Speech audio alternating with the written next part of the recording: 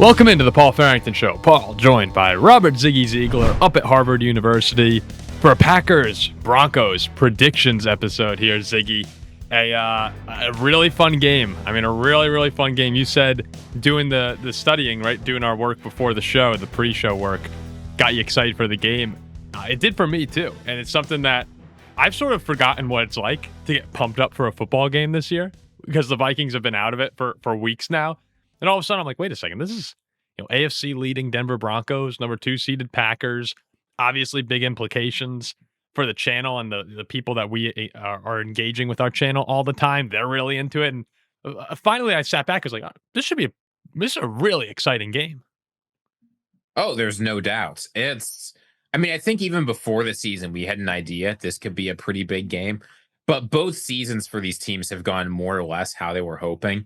Both are in contention for the 1 seed. Both are trying to lock up their division. Like, both of these teams are in a very good position entering into the playoffs. Mm-hmm. And both of them are looking for a chance to prove, with some easier victories on their schedule, some harder victories too. But both of them want to prove that they're the real deal. And this game is where they get a chance to do it. I do want to say, just because it's so funny to me, we've had maybe the biggest, and this is not about Packers-Broncos, but we'll get to it in a second, maybe the biggest feedback on Zig or Zag of all time has happened today. I can be right so many times. I'm up a bunch this season, but I say one thing about Kyle Pitts. And to be clear, Kyle Pitts had the greatest game of his career. Kirk Cousins had one of the better games of his career.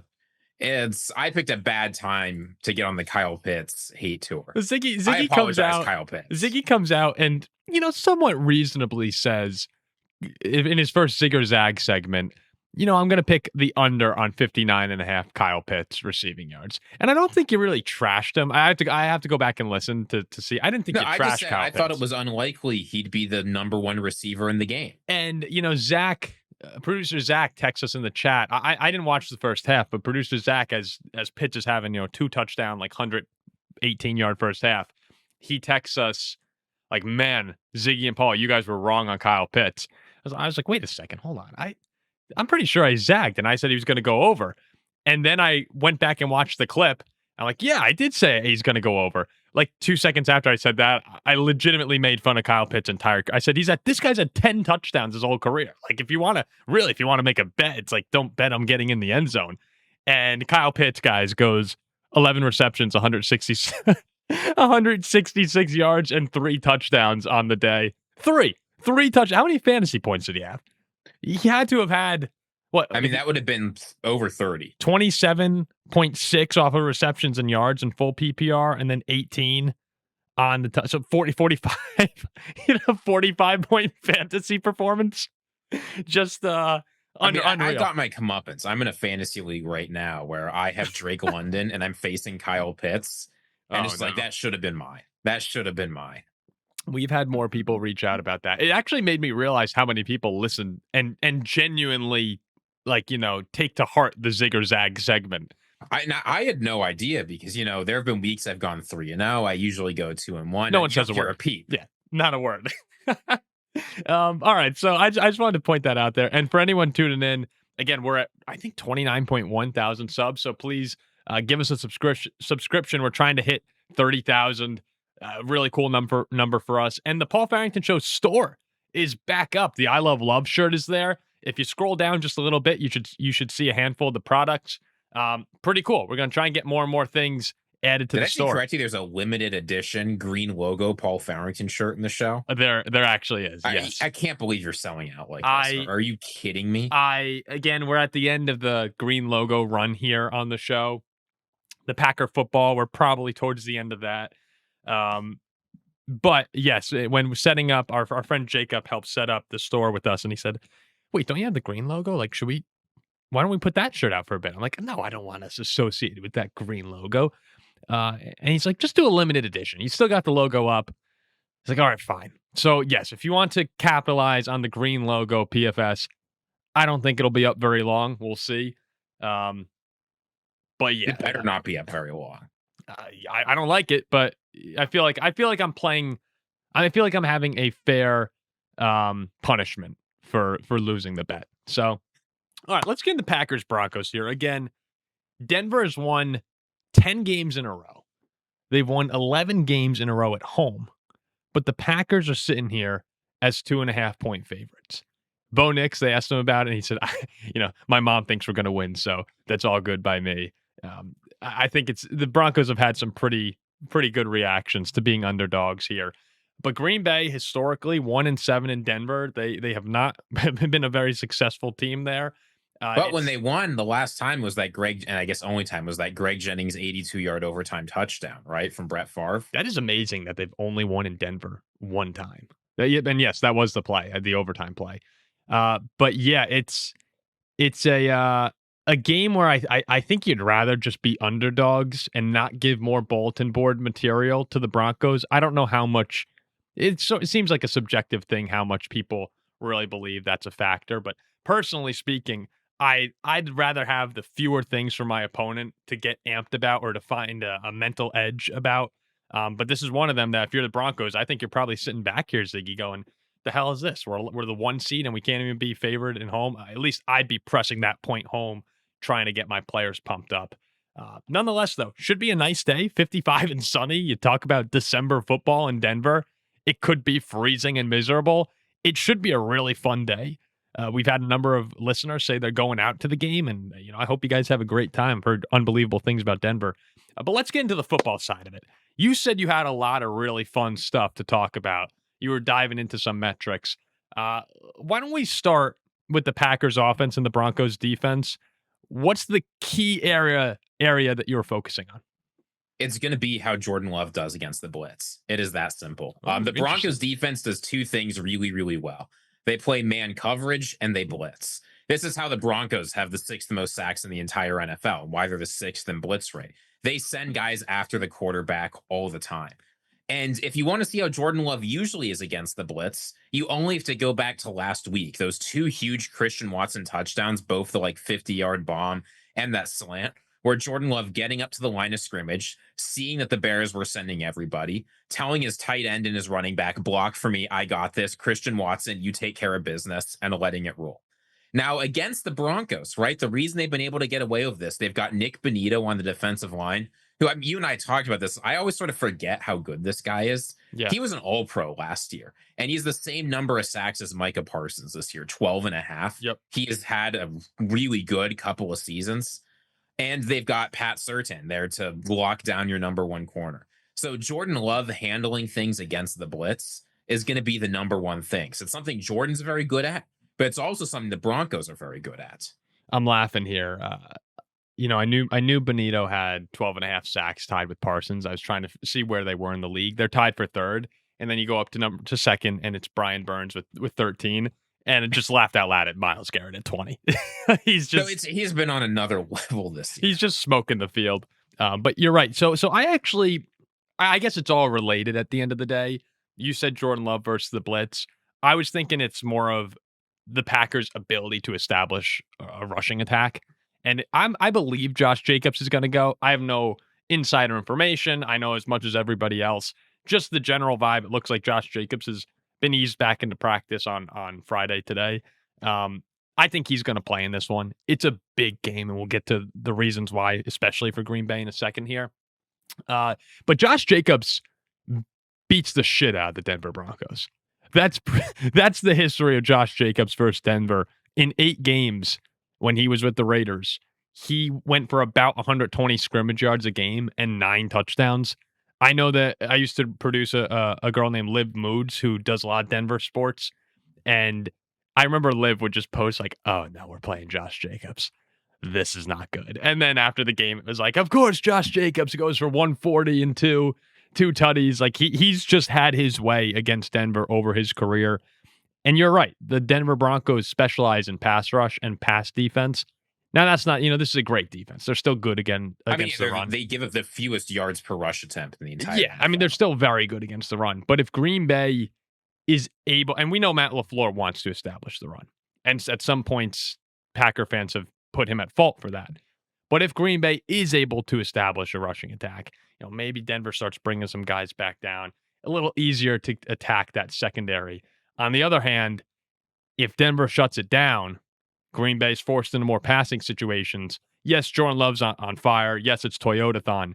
But that's when you're playing into Denver's specialty of let's pin our ears back and get after Jordan, and when we'll see what happens.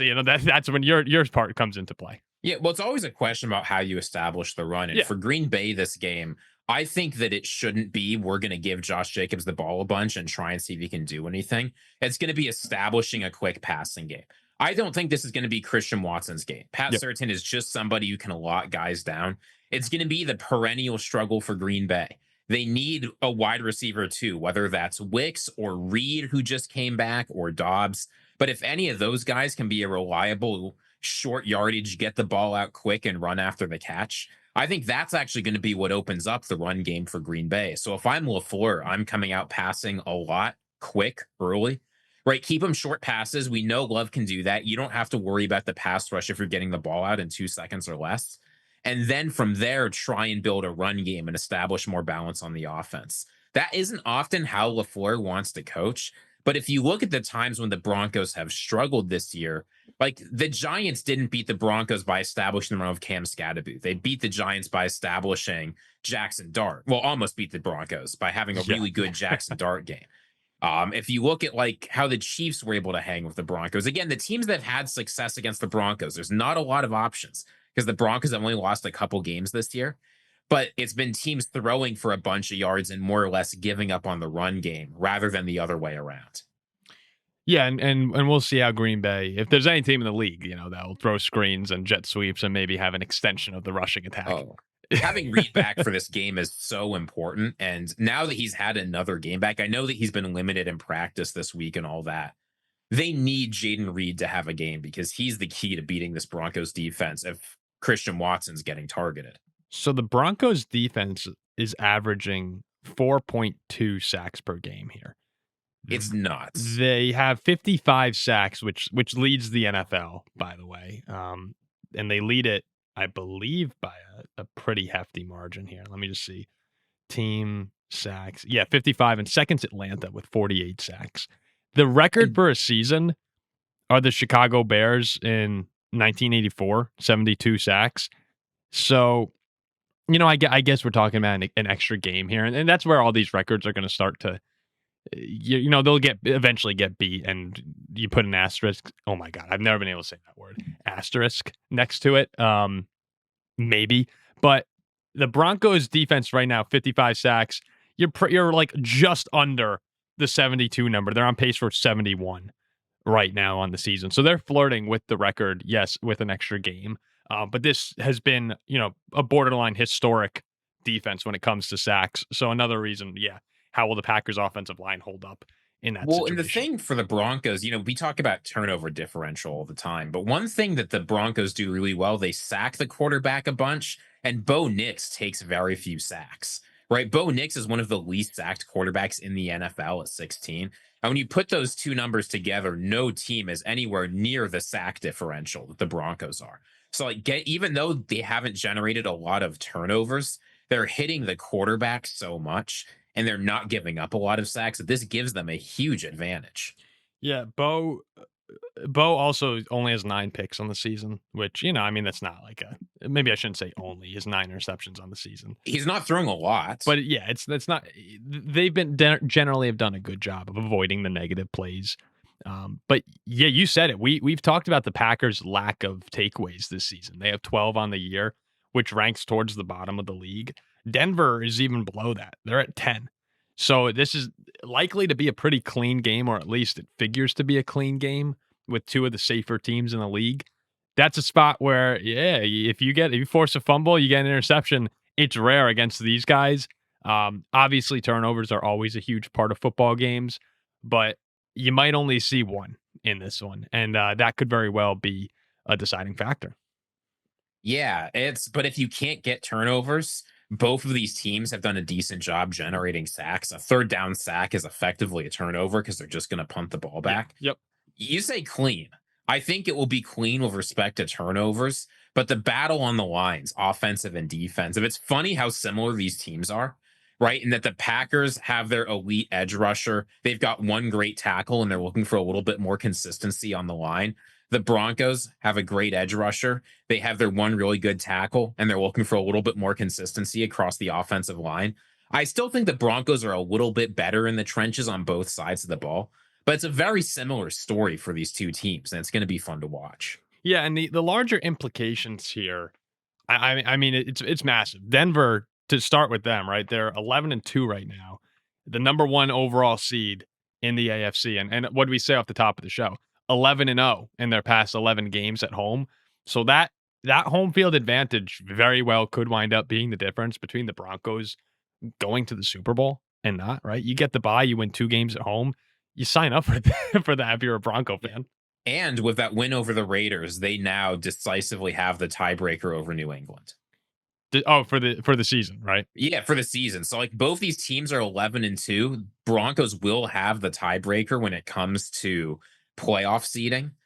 If they're, I mean, they have a really brutal finish to the schedule, right? They play the Packers, they play the Jaguars, they go to Kansas City, they host the Chargers. Winning tough games is something they have to do if they want to hang with New England, who has a relatively easy close to the year. So this game is critical as they're trying to get that 1 seed. This is really interesting here. I did not realize this until just now. So Denver has Green Bay this week, and the Patriots have Buffalo. Both of them are underdogs. In the event that they lose, oh my gosh. In the event that both of them lose, Ziggy, the Jaguars are playing the Jets this week. The Jaguars have a chance. We could be looking at a situation where in week 16, the Jaguars go to Denver and the Patriots go to Baltimore. Now, yes, Baltimore hasn't been playing well, but they're still fighting for their playoff lives right now, and it's in Baltimore. You could have a situation where, I guess it's the night game is Patriots-Ravens in week 16. But if the Jaguars beat Denver, they're going to be watching that Sunday night game with a chance to be the 1 seed. I mean, that is crazy. If Jacksonville's the, and they end the year with the Colts and the Titans. So theoretically, the Jaguars should win out against the Jets, Colts, and Titans and have that Denver game. Oh my gosh. Are the Jaguars going to be the 1 seed? Because New England ends with the Jets and the Dolphins. I imagine they're going to win those games. And the Broncos have a little bit of a tougher time. Denver has the Packers, then the Jaguars, then they have Kansas City and the Chargers. It's tough for the Jaguars to get there just because they're right now 2 games behind both of these teams. But if you look at the Vegas odds, they're there at plus 700. No other team is being seen as having a realistic chance of getting the 1 seed except those 3. So like you're right, they have to beat Denver. But that's why if you're Denver, winning this game is so important because it gives you a lot of insulation against these other teams trying to catch up to you. Because even if the 1 seed's out of the question, there's an easy, if the Jaguars are able to win in Denver next week and the Broncos can't win some of these hard games, you could be the 3 seed all of a sudden. You have to go on the road your second time in the playoffs. Yeah. Oh my gosh. I didn't even realize that. So obviously the huge AFC implications. We're going to have to monitor that a lot. If the Patriots, it looks like the Patriots have the nicest route to getting the 1 seed from everything we just went over. But man, that door opens up. That door can open up quickly for Jacksonville. So pay attention to that. And of course, NFC, by the way, with Denver, by the way, they only have a 2-game lead on the Chargers right now. I don't know how that tiebreaker would ultimately close, but and the Chargers have a tough schedule here, but the division's still in play for them losing it. I mean, the Chargers beat the Broncos, and I think it was week 2 or week 3. They play the Broncos again week 18. They can get that tiebreaker. Yeah, so a massive game in that regard. Now, on the other side of things, for the Packers here, Green Bay sits at 9-3-1 right now, and it's at least with Green Bay, you don't have to talk about tiebreakers. Yeah, it's nice you don't have the tiebreakers to figure out. So they have at Denver, at the Bears, hosting the Ravens, and at the Vikings. If they win their next 2 tough road games against the Broncos and Bears, if Green Bay wins those 2, you pretty much wrap up the NFC North. I mean, barring something ridiculous, the Packers will win the NFC North. And the Rams had the Lions this week and then the Seahawks on Thursday Night Football coming up. So we're going to learn the next 2 weeks are, to me, probably going to have a good idea of who's winning the conferences going into the final 2 weeks. But there is a worst case scenario here for Green Bay where you have, again, Denver, Chicago, Baltimore, all tough games. You're not even secured a playoff spot right now. I know you're at 9-3-1 and feeling real good off this 4-game win streak. A win here, though, to me, assuming the Rams beat the Lions, I mean, there's so many assumptions we're throwing out here right now. But a win here would, in my mind, basically lock the Packers into a playoff spot. Yeah, it's extremely difficult for the Packers to miss the playoffs if they win this game. If they win this game and if they drop this game, they still have a very good chance of making the playoffs and a good chance of winning the division. But to wrap up the division, they need to win their next two. And to wrap up the division, really, they need to both beat the Bears and win one of these harder games because Detroit's right back there too. And of course, we'll have a Detroit video coming out at some point too. But the NFC North is a bloodbath. Well, obviously, getting to the playoffs is the most important goal here. But Green Bay at this point in the season at 9-3-1, when you see what the product they put on the field, any Packer fan, any Packer fan who's not lying to themselves, they're thinking Super Bowl. They're thinking Super Bowl, and to get to the Super Bowl here, you want it going through Lambeau Field. You lose this game, it's hard to see the Packers getting the 1 seed because they're going to drop back a game and a half behind either the Rams or the Seahawks in all likelihood. And now you're playing catch up here, down essentially 2 games with 3 left. And as far as the 1 seed goes, a win here will do wonders. And I think Green Bay. What's your prediction for this one? I've got Green Bay winning an ugly defensive led game. Probably from 2017. We didn't talk too much about the Broncos offense this game, but Bo Nix has been up and down all year. He's had problems holding on to the ball too much. He's had some inopportune turnovers. In general, I think Bo Nix has not had the year Broncos fans were hoping. That's not to say he's been bad. I do just want to say, because we just a moment ago were saying he's done a good job at avoiding too many negative plays. It is, but he's done a good job avoiding negative plays, but he hasn't played consistently well through a lot of these games either. The reason why you're playing 1-score games against the Raiders and and need these comebacks against the Giants and struggling against the Jets. I know we're pulling from some games earlier in the year, but you're not going to overtime against the Commanders if Bo Nix plays consistently well throughout the game. That's just how it is. So I think that Green Bay's defense is the best defense the Broncos have faced all year. I think it's even better than Philly's. And I think that's going to be the difference maker. Jordan Love's cool under pressure. Bo Nix is not. Packers win by a score. Yeah, and the Broncos, you don't care. You're winning games. Like Sean Payton's, his goal is to win football. They're a good team, but I think this is going to be where the Broncos' penchant for close games really catches up. Well, but if we really want to take a look here, I mean, here their last games are 7-point win against the Raiders, which, ugly win. The Commanders game, you win in overtime with Mariota playing. The Chiefs win, 3-point win in I'll just Denver. call that a good win. I'm not worried about that. Yeah, I think that's a nice win. But you go back for that 3-point win against the Raiders. I think that was a Thursday night football game. Ugly. You beat the Texans by 3 with Davis Mills playing.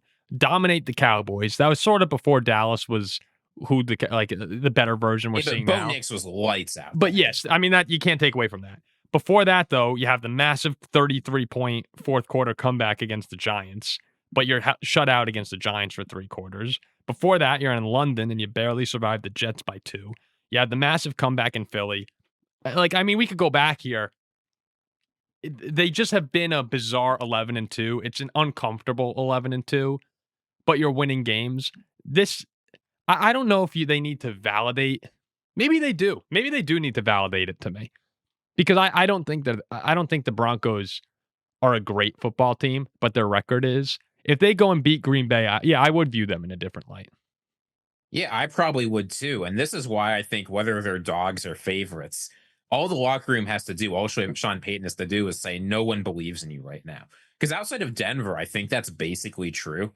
Everybody's excited about New England with their MVP quarterback, Drake May. Everyone talks about Josh Allen. Everyone's talking about the Packers, all these teams. The Broncos are not getting respect. And even if it's at home, dominate Green Bay, your defense plays well, Bo Nix puts together an efficient game, you run the ball, you'll prove the doubters wrong. Yeah. I don't think they will, though. I've got Green Bay winning this comfortably. Got it. So we got 2 Packers wins here. Appreciate everyone for tuning in. We'll wrap it up. We're also going to have a Lions-Rams preview coming out, maybe a little bit shorter, just momentarily here. So go ahead, turn over to that if you want to get some Lions coverage. And we appreciate everyone. Hope you have a great weekend.